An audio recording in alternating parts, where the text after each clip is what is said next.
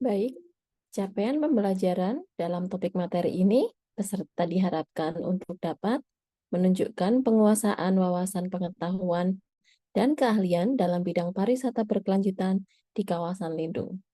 Dan yang kedua adalah mahasiswa mampu menganalisis secara kritis serta memberikan opini dan argumentasi terhadap diskursus pariwisata berkelanjutan khususnya di kawasan lindung. Sebelum kita memasuki dalam contoh-contoh mengenai kawasan lindung, hendaklah kita merefleksi konsep keberlanjutan di kawasan lindung. Konsep keberlanjutan di kawasan lindung, khususnya dalam hal pariwisata, dilandasi oleh 3 dimensi. Yang pertama adalah dimensi lingkungan, yang kedua adalah dimensi sosial budaya, dan yang ketiga adalah dimensi ekonomi. Ada 2 gap konsep besar yang menjembatani atau bertolak belakang dari konsep pariwisata itu sendiri dan konsep konservasi atau konsep kawasan lindung.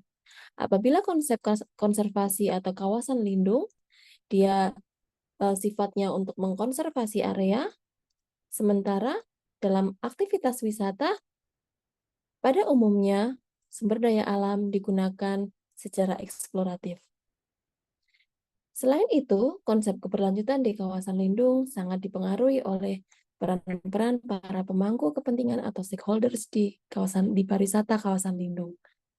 Orientasi pengelolaan dari berbagai pihak sangatlah penting, dan kemudian konsep keberlanjutan ini juga didukung dengan tren pasar yang sesuai dengan nilai keberlanjutan. Apakah ada hal lain menurut pendapat Anda?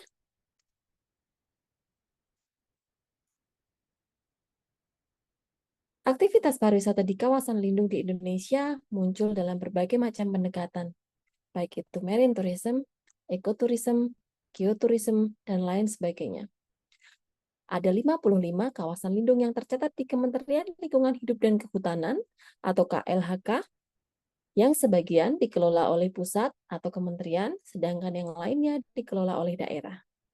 Payung kategori dan pendekatan pengelolaan aktivitas wisata di kawasan lindung mengacu pada ketentuan IUCN atau The International Union for Conservation of Nature tahun 1994. Dalam tabel 2.1, Anda bisa melihat bahwa pengkategorian kawasan lindung dibagi dalam 6 kategori. Yang pertama yaitu Strict Nature atau Reserve Wilderness Area, yang dibagi atas 2, Strict Nature Reserve dan Wilderness Area. Yang di Indonesia kita kenal sebagai Swaka Marga Satwa dan Kawasan Lindung Cagar Alam. Yang kedua itu adalah National Park atau Taman Nasional yang kita kenal banyak sekali di Indonesia. Yang ketiga adalah Natural Monument. Yang keempat adalah Habitat atau Species Management Area. Yang kelima adalah Protected Landscape. Dan yang keenam adalah Managed Resources Protected Area. Masing-masing kategori tersebut memiliki fungsi, peran, dan objectivity yang berbeda-beda. Dapat rekan-rekan lihat di sini bahwa aktivitas tourism and recreation mostly atau paling banyak terdapat pada kategori kawasan lindung 2, 3, dan 5. Anda bisa merujuk pada tabel 2.2 untuk mempelajari lebih lanjut. Ini adalah contoh kawasan lindung di Indonesia, yaitu konsep marine tourism. Contohnya adalah Karimun Jawa atau Kepulauan Sombori di Morowali. Selain itu, ada konsep geoturism, seperti contohnya Gua Jumblang di Gunung Kidul yang sering disebut sebagai ekodestinasi. Pada umumnya, kegiatan pariwisata di kawasan lindung seperti ini berbentuk small scale atau dalam skala yang kecil. Artinya, mereka tidak menerima wisatawan massal. Mereka menerima kelompok-kelompok kecil. Mereka memiliki konsep konservasi alam dan dikelola oleh masyarakat lokal.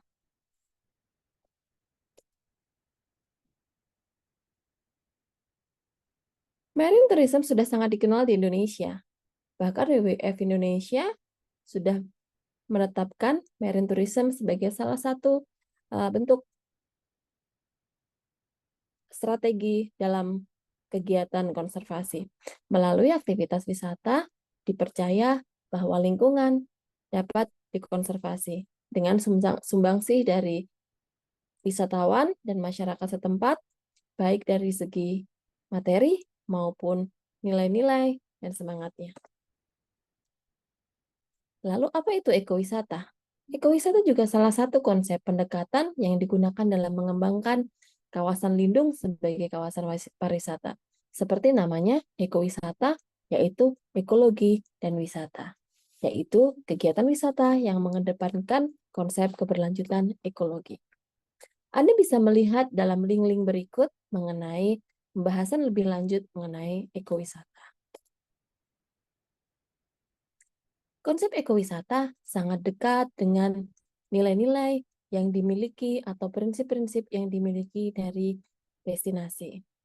Kita dapat lihat pada gambar 2.1 ada 4 kelompok kategori wisatawan atau ekoturis, yaitu ekoturis yang memegang peranan penuh dalam konservasi pada kuadran B atau hingga ke kuadran A, yang mana nilai-nilai ekowisatanya tidak terlalu kuat.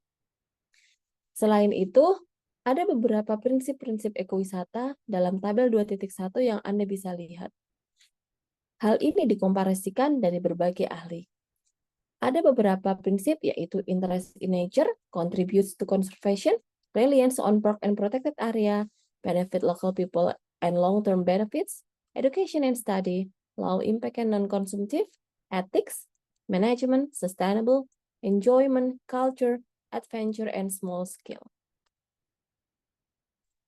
Yang sedang marak di Indonesia adalah geopark. Geopark ada beberapa di Indonesia, sebagian di antaranya sudah diakui oleh UNESCO sebagai warisan dunia. Lalu bagaimana dengan Taman Nasional Komodo? Kita pernah mendengar bahwa Taman Nasional Komodo mengalami lika-liku yang luar biasa dan permasalahan tarik ulur kepentingan politik pemerintahan. Sebagian bersikukuh pada konsep konservasi dan sebagian berwisata.